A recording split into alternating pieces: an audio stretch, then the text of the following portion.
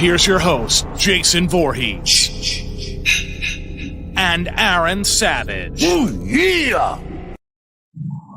Hello, everybody, and welcome to another edition of the Sports and Metal Podcast. We are your hosts. This is Aaron Savage. With me, as always, my partner in crime, Mr. Jason Voorhees. What's going on, brother? Not much. It's a very special show. Today is the 1-year anniversary of the Sports and Metal Podcast.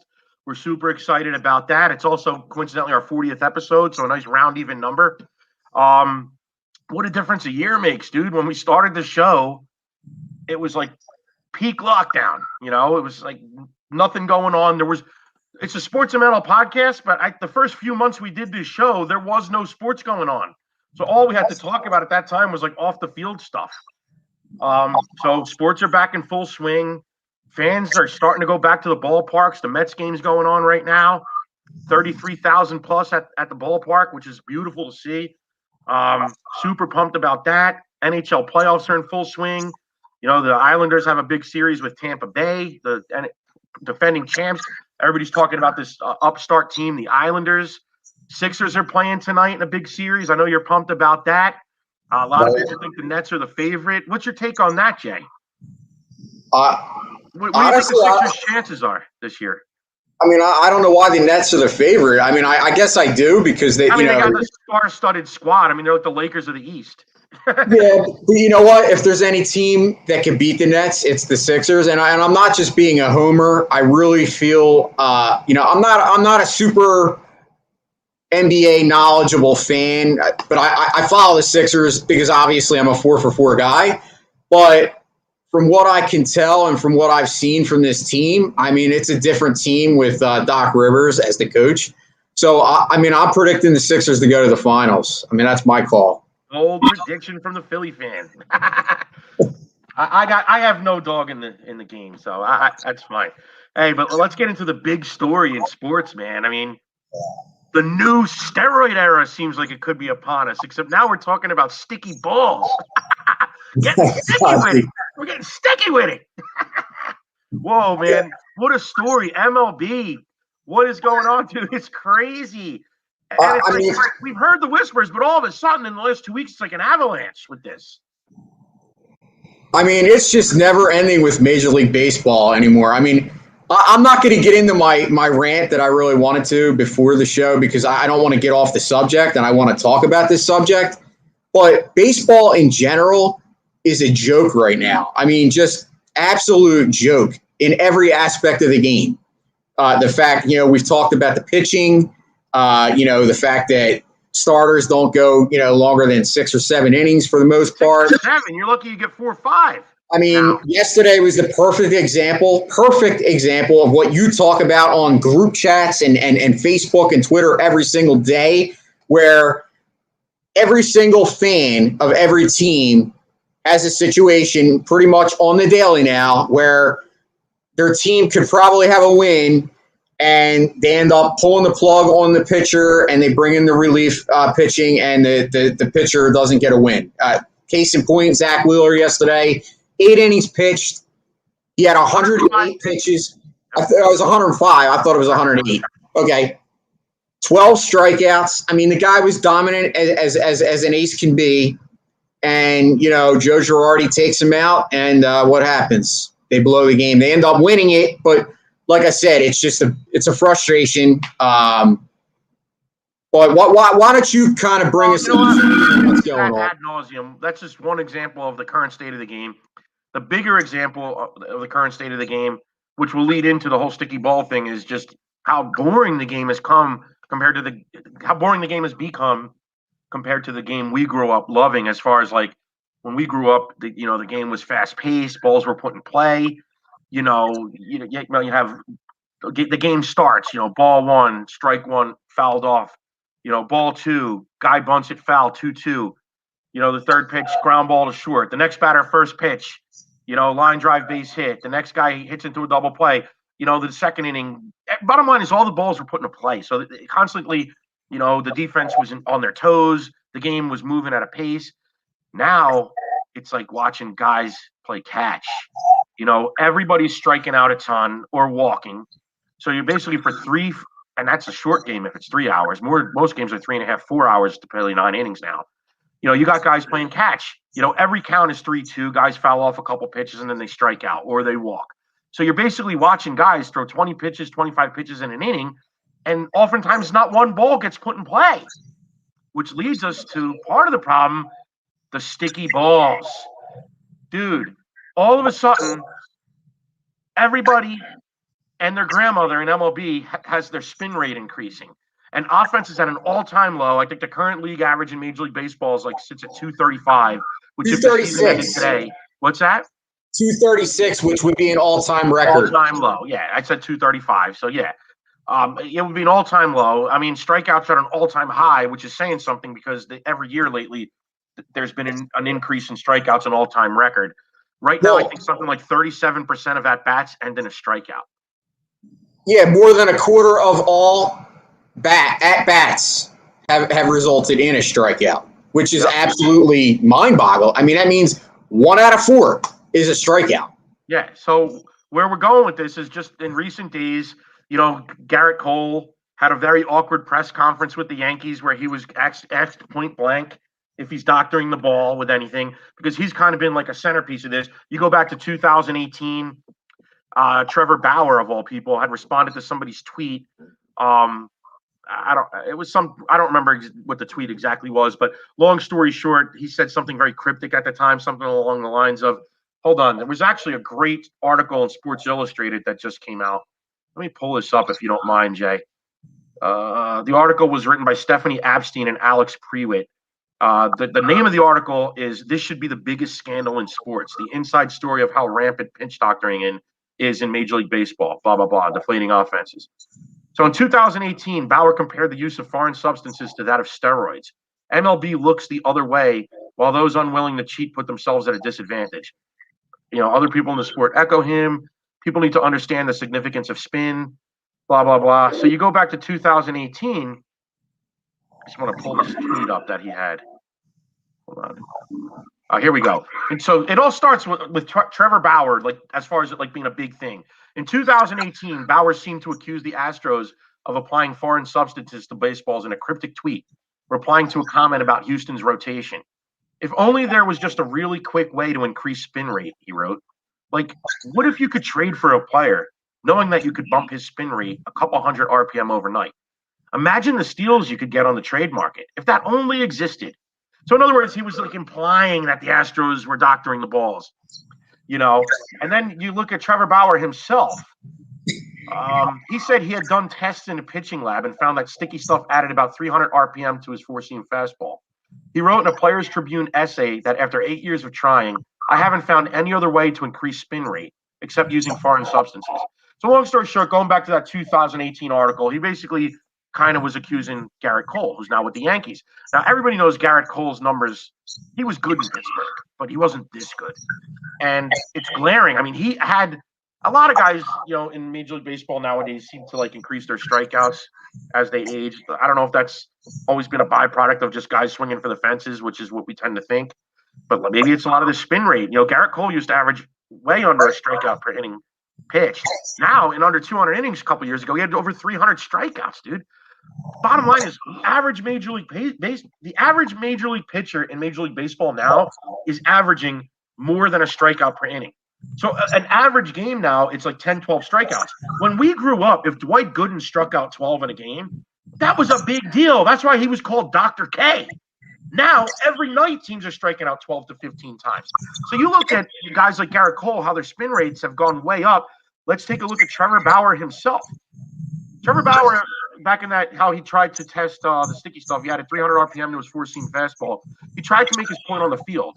He used Pelican, which is the sticky stuff that guys use, in the first inning of a 2018 start, and he watched his four-seamer, which usually averaged about 2,300 RPM, tick up to 26 RPM. After the first inning, that number dropped back to normal after he stopped using it.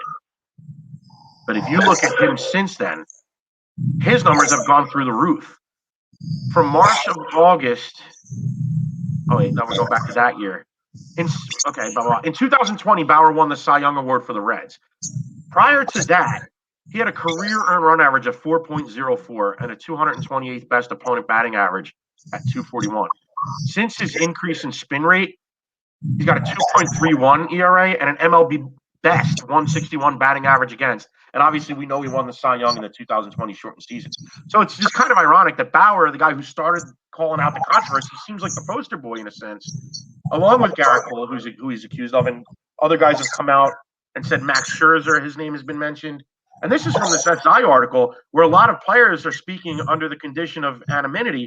I don't know if I'm saying that right. Anonymity. Whatever. It's a tongue twister. Bottom line is these guys are speaking about their own teammates, but anonymously, and they're throwing guys' names out there. So Garrett Cole, the other day, back to that, in the Yankees post-game press conference, was asked point blank, is he doctoring the ball? And he didn't deny it, dude. He didn't deny it. He avoided the question. He said that's been part of the fabric of the game for 100 years, and he kind of made himself look really bad. But I don't know. What are your thoughts on this whole thing, dude? Well, I mean, let's just go back to Trevor Bauer for a second. Okay, so he was involved. He actually was involved in a study with that group that you had talked about. They actually named the RPMs and the spin rate. It's nicknamed the Bauer unit. It's actually nicknamed after Trevor Bauer. That's true. Okay, so like you said, I kind of find it super, super ironic that Bauer was the first person to kind of study this and kind of basically come to the conclusion that spin rate He's the one that exactly, and come to the conclusion that spin rate can be increased by this. But then all of a sudden he's acting like he's not doing it. But the numbers prove differently. The way that his numbers have went, I'm not going to go back to it. You hit it on the head. His spin rate has increased more than anybody in the game. Yep. So I just find it ironic that here's a guy that years ago was kind of involved in kind of, coming to this conclusion now, and now all of a sudden he's trying to call out other people. It's almost like calling the kettle black. Not calling the kettle black. Correct. And I just think it's ridiculous. But to get to my own personal opinion on it, it's kind of scary, to be honest. Let's be honest. Cheating cheating is nothing new in baseball. We've seen cheating for centuries. You had Gaylord Perry, who was basically the poster child for it back in the day. That guy, it was pretty much documented that, he used the spitball and he did all kinds of correct. And he did all kinds of stuff to the ball to, make his performance improve. So, obviously that happened. We had the steroid era, which was insane. But I'm almost getting to the point with this scandal could actually get to that level if baseball doesn't step in and do something, because obviously they've been turning a blind eye. Because if you read this article, and it was for those of you that haven't, we shared it on our pages. Please read this article. If you don't know about what's going on, after you read this article, you're going to be an expert, because it was a phenomenal piece. Yeah. But basically, these guys are using spider tack, which is basically the strongest of these substances, where they said actually a player could put the stuff on their hand and hold the ball, and the ball will just sit on their hand. That's insane. Just knowing this. One recently retired pitcher estimates that 80 to 90% of all current pitchers are using some type of substance. That's insane, dude. 80 to 90%. Now, I know you're happen to be watching the Mets game, and there's a guy, Jake DeGrom, that might be in the 10% that's not. So let me touch on that before you change the subject, because I want to get back into what the sticky stuff actually does, and then we could use DeGrom as the example. For those that don't know why the sticky stuff is such a big deal, by having the sticky stuff on your hand, it allows you to throw the ball at full throttle and not necessarily have to worry about having perfect mechanics, because you could just throw the ball at full throttle, and because you have this great grip on the ball, you're not going to throw it wildly. and the ball's going to stay in your hand. And when it comes off your hand, you're going to have a higher spin rate. What a spin rate does is it makes the ball move more. So a ball that might have been straight now is rising. It just makes a ball go where it's not supposed to go. And obviously, there's always been some level of stickiness. Guys use rosin. Guys might put gel in their hair and go like this, and it's on their hand. And hitters want pitches to have some level of stickiness on their hand because otherwise guys could be wild and hitting guys in the head that are throwing 100 miles an hour. So hitters respect the fact that pitchers need to grip the ball because they don't want guys, throwing so wild that the hitters are at risk. So they get it, but it's crossing a line where it's becoming insane. And wait, hold on. Can I jump in on this? Hold on, no, but I want to get to something. Hold on. It's crossing a line where it's getting insane. And we're talking for many years about strikeouts being up in the game. And obviously, the easy thing to say is because hitters are swinging for the fences and uppercutting the ball. But Charlie Blackmon said something interesting. He said, "I'm tired of hearing people say that players only want to hit home runs. That's not why people are striking out. They're striking out because guys are throwing a 97-mile-an-hour super sinker or balls that just go straight up with this sticky stuff. And the new baseball spin rate, that's why guys are striking out because it's really hard not to strike out." And then physiology and applied kinesiology professor at the University of Florida said, hitters spend their entire careers building a library of pitches, meaning in their memory, they spend their entire careers, knowing where a pitch is supposed to go, hundreds of different pitches. And they basically have 200 to 400 milliseconds, about the blink of an eye, to decide whether and where to swing at a pitch based on this library that they develop over thousands of at-bats in their life. But then Charlie Blackmon says again, there's some pitches where if you swing where your eyes tell you, you won't hit the ball, even if you're on time. There's some pitches. Hold on. Then he goes, I have to go out there, and if my eyes tell me it's in one place, I have to swing in a totally different place, which is hard to do. It's hard to swing and try to miss the ball. But there's some guys where you have to do it because their ball and their spin rate or whatever is defying every pitch that you've ever come to see over the course of your career. I basically have to not trust my eyes that the pitch is going to finish where I think it's going to finish and swing in a different place because the ball is doing blah, blah, blah, whatever. So that's what the tackiness does. It's increasing spin rate. So back to my point, hitters don't necessarily have a problem with pitchers having some level of stickiness for the reasons I said. But like to your point, Jay, when guys are using stuff that, world bodybuilding championship guys use to grip the weights, and there's been clubhouse guys talking about balls when they get them in the clubhouse or in the dugout after they've been used, that the sticky stuff is so prominent on the ball that like the logo's ripped off from it, like ripping off a guy's hand. Managers are talking about when they hear a guy throw a pitch, it sounds like the sound of a Band-Aid ripping off when the ball's coming out of the pitcher's hand, which kind of brings us to DeGrom, why he's kind of like seems like the guy that's not doing it, because the only other thing that can increase spin rate is an increase in velocity. Yeah. So Jacob DeGrom is a guy where his velocity has gone up every year, which kind of coincides with his spin rate going up. Whereas a lot of these other guys, their velocity hasn't gone up. And like from like one game to the next or one inning to the next, their spin rate's going up. Like Trevor Bauer, that start I told you about in 2018, where from the first inning to the second inning, his spin rate decreased by over 300 RPMs. Well, that's what we're talking about, Jay. Well, I have some numbers. I have some numbers that are absolutely staggering to go exactly with what you just said. So this is taken from this year's data.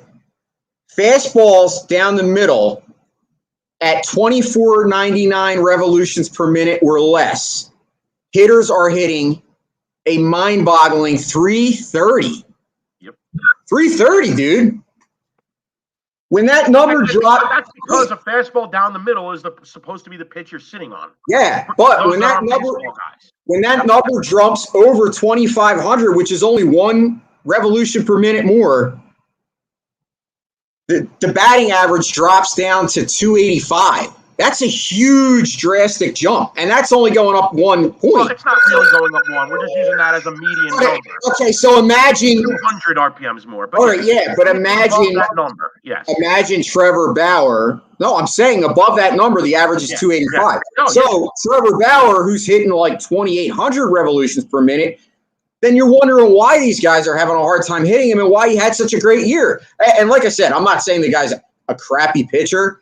But let's face it, man, there's something going on here, and it's very fishy. And this article, I mean, obviously Major League Baseball knows about it if they kind of just said they're going to start cracking down starting next week, I believe, like where they're going to actually call, they're going to be asking for balls and all kinds of stuff, and players could get suspended for up to 10 games.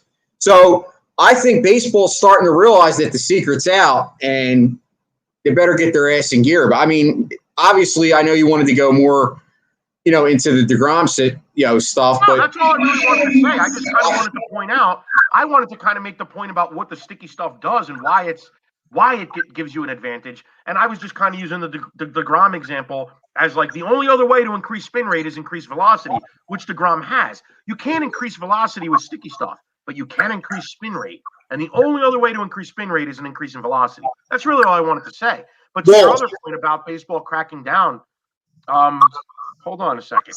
There was something I had. Just in May, within 1 week, a couple of relief pitchers, Will Smith of the Brewers and Brian Matches of the Orioles, were ejected and handed 8-game suspensions. I mean, in the last 100 years, you could probably count on 2 hands the amount of guys that were mid-game busted for cheating as far as using, illegal substances. It has happened, but twice in a week, that almost makes it seem like a message was trying to be sent. Well, did you hear? Minor leagues are cracking down, but dude, another big point in the article was even minor leaguers. They're saying, look, it's kind of like the steroid era. If everybody's doing it, we have to do it to compete. So that it's almost like the guys who are saying that they're not going to do it are in the minority, which is what makes it very similar to the steroid era. Because you have guys doing steroids at that time, the guys that don't do it are at a disadvantage, which makes more and more guys do it just to stay afloat. So, like, he took a Bonds in the steroid era. He was already the best player in the game. He became like a fucking video game. But you take like a fringe player that might be on the verge of retirement, might not make the 25-man roster, whatever. Now this guy's a 25 home run DH. So that's what the same thing that this sticky stuff's doing. Guys that might not make a ball club now are finding roles because they're doing it to compete. Well, here's one more interesting tidbit to this, and I don't know if this is the first I heard about it in this article, so it's almost like baseball kind of swept it under the rug and kind of maybe tried to hide it. But apparently there was a lawsuit. A former Angels employee that was fired brought a lawsuit against Garrett Cole, Max Scherzer, and Justin Verlander, those 3 guys, which alleges that they were using a substance known as Manimota grip stick, which is basically a substance that is legal for batters to use on the bat.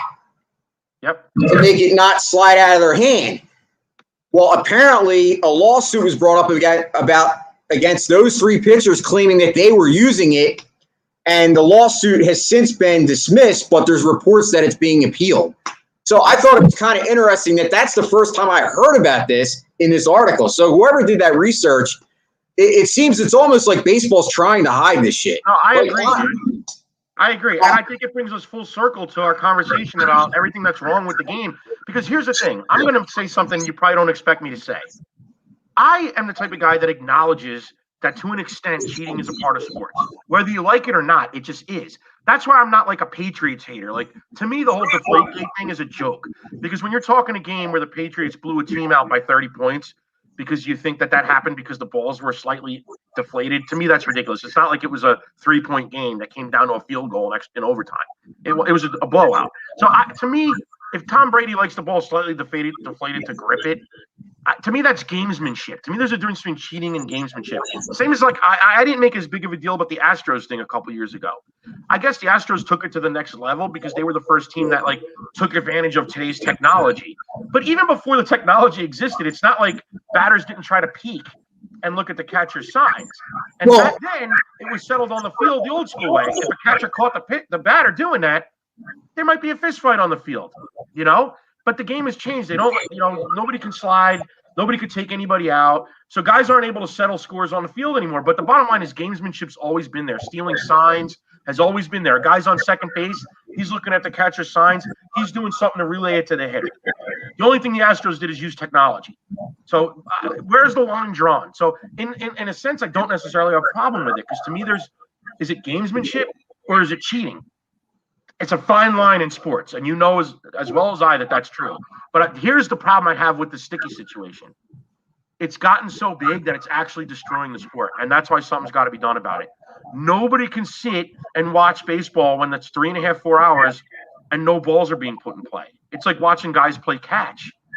So for the sake of the sport, something's got to be done. Nobody wants to see games. If every night there's 15 strikeouts, there's no magic to strikeouts anymore. When Garrett Cole struck out 300 guys a couple years ago, in a normal year, that would be like unbelievable, like insane, but it doesn't mean anything because everybody's striking out this many guys. So it's making the game unwatchable. And for that reason alone, I think something's got to be done. What do you think, Jay?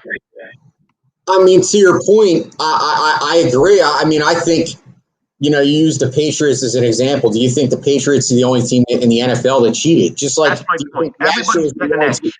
Everyone cheats to a certain extent. Agreed. But let's face it, like, even though in hindsight and looking back on things about the steroid era, and obviously I believe that those guys should still be in the Hall of Fame, like a Barry Bonds, like, because, a lot of them were Hall of Famers before they did the steroids. But let's face it, even so, it did kind of start screwing up the game because it was so many home runs, and it was like getting to the opposite point of where we're getting now. Yeah. Like now it's getting to the point where there's no hitting and the pitching is dominating the game, so it's going to ruin the game that way. So I think that Major League Baseball came in too late on the steroid issue, and I think they have a chance right now to at least, I don't know if they're going to stop it, but they can maybe put a dent in the situation if they act now. But if they keep sweeping it under the rug like they've been doing, because I believe they are, and we'll get more to that because there's something that came up with Pete Alonso, and I'll let you talk about that. But I think if they don't do something, you're going to lose even long-term fans like you and I, because I already told you, dude, I cannot enjoy a full Phillies game anymore. From start to finish, I can't do it, dude. I can't do it. It's so depressing to watch these guys that can't play. Not only not hit the ball, there's just no fundamentals in the game either. Like, it's just overall the game just sucks right now. Well, you're not watching anything. Like I said, you're just watching a guy play catch.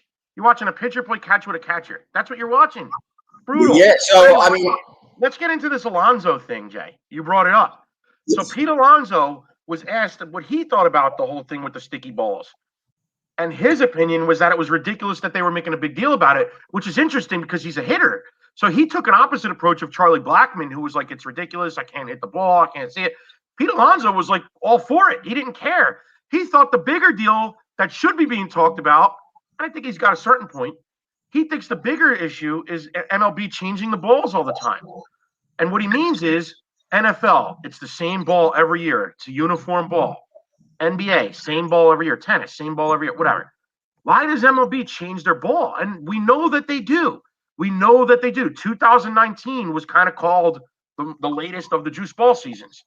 And then and Major League Baseball, everything I heard was that it was pretty open and not a secret that they made the ball not as, live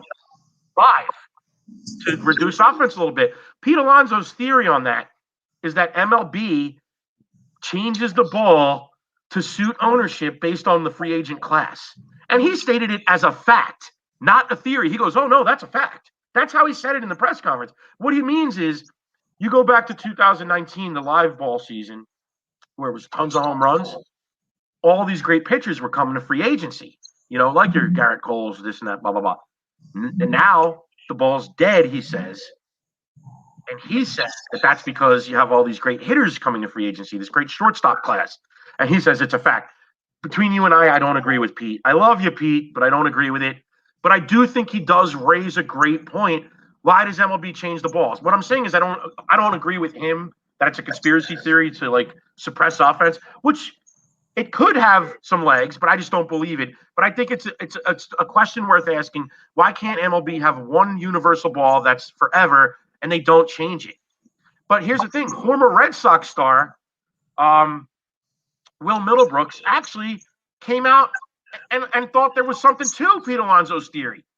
And his theory was because in 2018, MLB bought the rights to Rawlings, who makes the balls for Major League Baseball, for $395 million.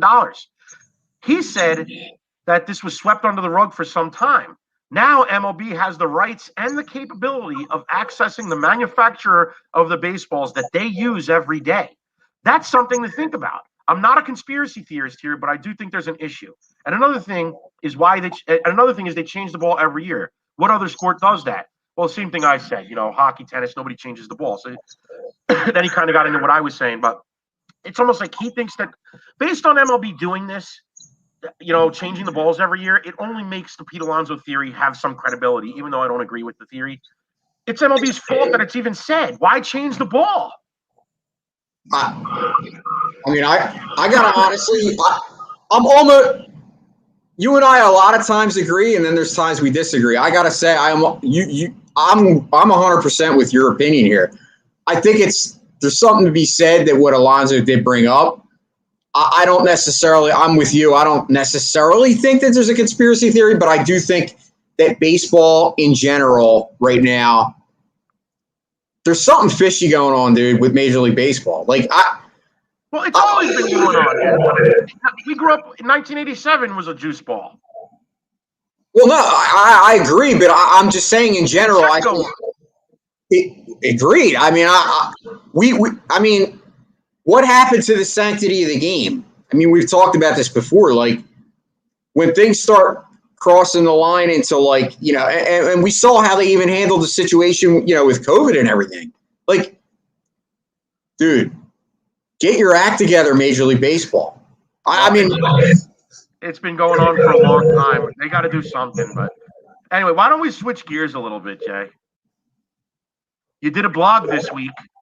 I did. And it was Jay ranked the top 10 Black Sabbath albums. You can find the blog on our website, sportsandmetal.com. We encourage everybody to start going to our website, sportsandmetal.com. Check out our blog. Comment on our blog. If you disagree with what we write, we want to hear it. If you agree with what we write, we want to hear it. If you have suggestions of something you'd like us to write, we want to hear it. So long story short, check it out, www.sportsandmetal.com. You could listen to the podcast there, and there's a section you could click blog, click it, you'll find our blog. So the latest entry, you ranked the top 10 Black Sabbath albums. And why don't we talk about it, Jay? Why don't you tell us a little bit about your rankings and why you ranked them that way? Because I want to give you my feedback, what I think. And I know some of our fans had some feedback. Well, first and foremost, obviously, a band like Black Sabbath, obviously they're the godfathers of metal. Like they that's where it all began. So it's not necessarily an easy list to compile because let's face it, there's so many good albums. And when it comes to Sabbath, and you and I both agree on this, like realistically, if you take the first 5 Sabbath albums, like you keep saying 5, 6. Okay, I'm saying 6. The first 6 albums, you really could interchange them as far as where they rank on the list. They're all great. Yeah. So, I mean, obviously for me, I have Paranoid at the top because, well, I mean, pretty much it's, it's the iconic, it's an iconic record and just what it meant to the whole genre in general. But like you said, you really could take the 6 Sabbath albums and then you also have Heaven and Hell, from Dio and Mob Rules. And, obviously I included them all in the top 10. So, I mean, I guess we could start out we did get some feedback on, some of the albums that I had on there and other people, kind of disagreed. And for me, I know a lot of people don't like 13, but I got to be honest, I really do believe it's an underrated record. And to me, it kind of brought back the nostalgia of Sabbath because, it was Ozzy. Obviously, Geezer wasn't on the album, and I get, Geezer was, Bill Ward wasn't. Well, yeah, I mean, Bill Ward's exclusion probably is what turned a lot of people off to the record. But like I said, if you really listen to it track for track, it's a phenomenal album. I mean, and it, like I said, it has the elements of the original Sabbath that I like. So for that reason, that's why I included it. But you very well could have taken some other albums, which we'll get to because I have one for my pick of the week. We're not going to talk about that one yet. Not yet, but let me just go through this a little bit. So the controversy arose that you had 13 ranked 10th. You know, some people didn't like that pick. Like you said, you know, I could see your reasoning. You had my thing is this. I feel like you could take the first 10 Sabbath records and you could make a top 10 and you could maybe change the order a little bit. I'm not going to get too much into the list. Everybody can go to your blog and check it out exactly where you had these albums ranked. But I will tell you, in my opinion, I can't fault you for putting Paranoid number one because I think if you're going to take an album that defined the genre and basically invented the genre of heavy metal, I would start with Paranoid. A lot of people will take the first album, Black Sabbath. I'm going to say Paranoid. To me, outside of the title track on the first record, they were still more of a blues band, a blues hard rock band. Paranoid is where, to me, they became the band that they were and everything that they were going to become. You know, the riffs, the War Pigs, Iron Man, Paranoid. So many timeless classics are on that record that always were played live to the very end. Everybody knows those songs, even if you're not a metalhead or a Sabbath fan. So I could see it. But, you know, but I could see Master of Reality being ranked number one. If you're going to say that Paranoid was the invention of heavy metal, I would say that Master of Reality was the first an invention of the subgenre of heavy metal, doom metal. You know, and then like I said on a response to a post, to me, the creative peak of Sabbath was the Sabbath Bloody Sabbath Sabotage era, and that's when they were like almost like prog metal.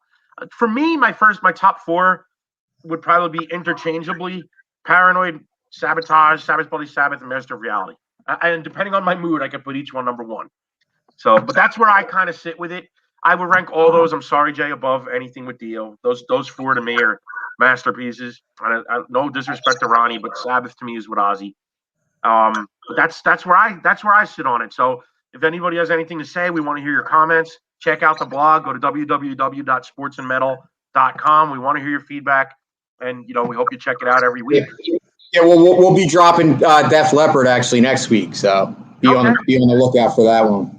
Awesome. And but Jay, before we get off the Sabbath subject, it's time for the picks of the week. Why don't you start? Well, here we go, man. So I didn't want to spoil it in that tidbit, but my pick of the week, I'm going to stick with the Sabbath theme since we were talking Sabbath. My pick of the week is actually Heaven and Hell with The Devil You Know. Now, for most people, they would say, well, wait, that's not Sabbath. But pretty much it was Sabbath. It's basically Dio, Geezer, Vinny Appice, and Tony Iommi. So it's the original lineup from the Heaven and Hell record, Black Sabbath.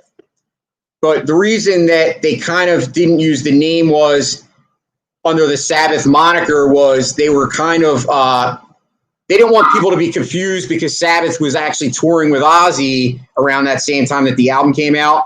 So there was kind of like I never really got the exact reason, but that's kind of that was really the reason. What I was kind of referring to. But to me, this album is insane. Like for me, I always thought that the Dio records with Sabbath, there was always a kind of a different style than the style with Ozzy.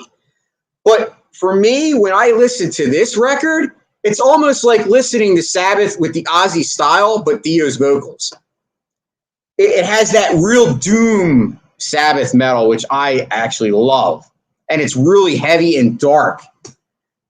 So, it starts off with the kind of a typical Dio type Dio Sabbath's song, Adam and Evil, which kind of has his harmony and, how his vocals are just harmonic and melodic. When you hear Dio's voice, it's just very, very, very well known. and it's just a phenomenal song. Obviously, I love the title to it too. Adam and Evil. It's pretty cool, right? Play on words. Yep. And then you had Bible Black, which almost reminds me of Sign of the Southern Cross from the Mob Rules album. Yep. It's got the same style where it's like kind of really starts off soft with the acoustic, and then it gets, kind of builds to a heavy sound. But for me, the real peak of this record is the two tracks that I say remind me of that old style Sabbath with like the doom type metal. And that's The Turn of the Screw and Follow the Tears. Follow the Tears, bro. It might be the heaviest Sabbath song ever. Dude, well, I gotta ask you, Jay, why didn't you include this album in your top 10 on the blog? You know what? When I was looking back, I probably should have. I probably could have put this in place of 13 or even Mob Rules. Better than 13. Like, it's phenomenal, and I probably should have, but I didn't. But you know what? I could see why you might not, because they didn't call it Black Sabbath. So for all intents and purposes, even though we know it's a Black Sabbath album, it's not a Black Sabbath album. So I could see for that reason omitting it. Well, but if I was going to choose between that and 13, I'm definitely putting that. Oh, it's definitely. I mean, this record, hands down. Like, I mean, obviously, I'm not going to go track for track because it's pick of the week, and we're pressed for time. But Follow the Tears. If you have not heard this record, listen to the record and listen to Follow the Tears, man. Because that slow build organ, dude. Oh, I love it. With the freaking grunt, like the sludgy guitar riff, like coming in, and then it just gets real heavy in it. It almost has like a thrash element to it. Like, dude, it blew me away. When I first heard that song, I didn't know it was Sabbath. Well, I'm going to be honest with you. I ranked that album above Never Say Die and Technical Ecstasy. So I said before, you could make the argument the first 10 Sabbath albums. Some people are going to put Born Again in a list. The reason I don't put Born Again in a top 10 Sabbath list, I think the production on the album is very bad. I think that album, if it had great production, might be a great record, but I can't get past the production. So I'd even put, the Heaven and Hell album, The Devil You Know, ahead of Born Again. So some people would put Born Again. I would put this above that. I'd put, The Devil You Know above Technical Ecstasy, and I'd put it above Never Say Die. So I'm obviously above 13. So I think I personally would have included this in a top 10, but I could see not if you were not going to count it because it wasn't called Black Sabbath. Yeah. But anyway, why don't I give my pick of the week, bro? Go for it, dude. And you know what? I'm going to kind of continue with a Sabbath theme, even though you don't realize how. My pick of the week is the son of a legend who recently passed last October. His band opened for Black Sabbath on the Never Say Die tour, and they blew them off the stage. I'm talking about Edward Van Halen. Van Halen blew Sabbath off the stage, which is another reason why a lot of people kind of, shit on the Never Say Die record. That era of Sabbath was kind of like when they were kind of considered dinosaurs with the punk rock coming out. Van Halen kind of saved metal. I mean, punk had taken over. So Van Halen was the young hot shots, blew Sabbath off the stage. So where am I going with this? My pick of the week is Eddie's son, Mammoth WVH, the debut album by the legend's son, Wolfgang Van Halen. And, Wolfie is standing on his own. He's always going to live in the shadow of his dad because his name is Van Halen. And he knows that, which is why on the opening track, Mr. Ed, he actually has a ripping guitar solo with some two-hand tapping, reminiscent of Eddie. But after that, he really stays away from that Eddie guitar style. It was almost like, hey, I know my last name's Van Halen. Here it is on the opening track, and then he never really does it again. The rest of the record is him defining his own sound and being his own man. Wolfie plays every instrument on this record. He plays the drums, he plays the guitars, he plays the bass, he does the vocals, he does the production. This is as much of a solo project as you're ever going to find. This is Wolfie's baby. He's excited that it's out today. I saw him post on social media that he actually went to the store and bought it. And he said, I'm a big tour. I just went and bought my own album. So he's super pumped. I'm so proud of him. The album's called Mammoth WVH. It's a self-titled debut by Wolfgang Van Halen. Highlights are Mr. Ed. I just said the opening track. It's a kick-ass rocker, ripping solo. Horribly Right's a great song. Dude, I love the mid-tempo ballad, Think It's Over. Obviously, it also has the ballad Distance, which everybody heard when Eddie passed. Wolfie released it with that very sentimental video with all the home videos.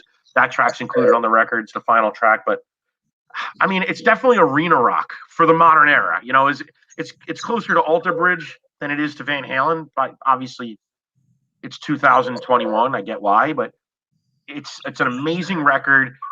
It's awesome, and I'm so looking forward to jamming this record the rest of the summer.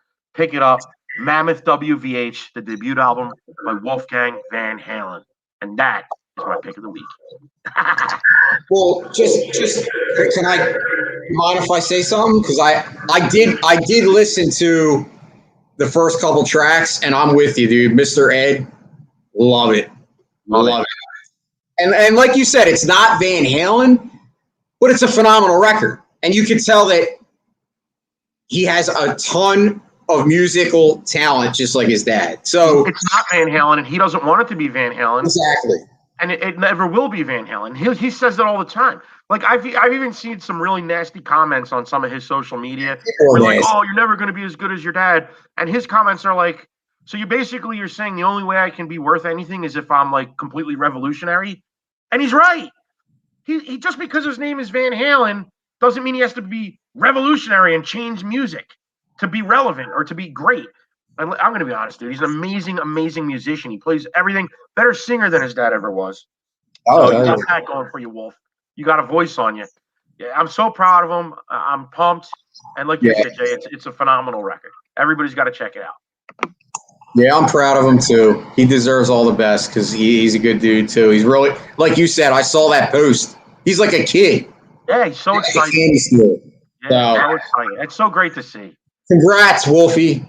Hell yeah. If you're watching, maybe you'll see our show. Hell yeah. Anyway, Jay, it's been a great show. Before we go, I want to remind the audience, please subscribe to our YouTube channel. Please, check us out wherever you.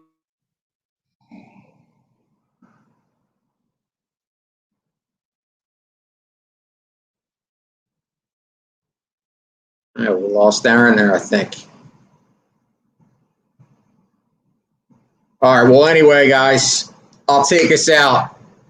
Rock on. Peace out. And that's our show. Tune in next time for more Sports and Metal with Jason Voorhees and Aaron Savage. Woo, yeah! Got something to say? Hit us up at sportsandmetal0423 at yahoo.com or on Twitter at sportsandmetal.